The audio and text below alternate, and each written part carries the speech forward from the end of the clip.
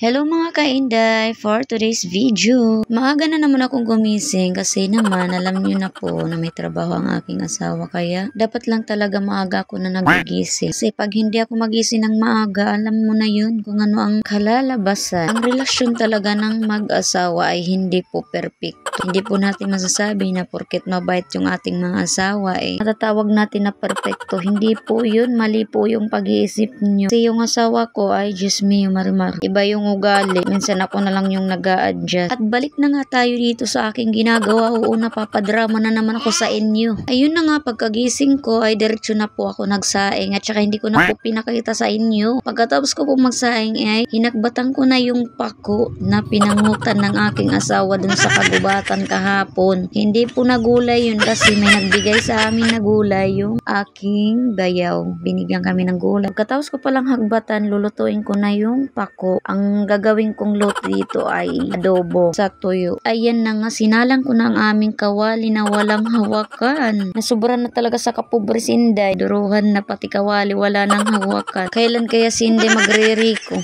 nang makabili ng kawali na? Pero joke lang. Meron talaga akong kawali, hindi ko lang ginagamit. Kasi nanghihinayang pa ako dito sa kawali namin. Pwede pa naman pagtiyagaan at saka makakaluto pa po yan. Ano ka? Kahit siguro tao maluluto pa dyan sa kawali namin na walang hawakan. Lagay ko na nga yung ahos budoy, batot, lasuna sa Tagalog.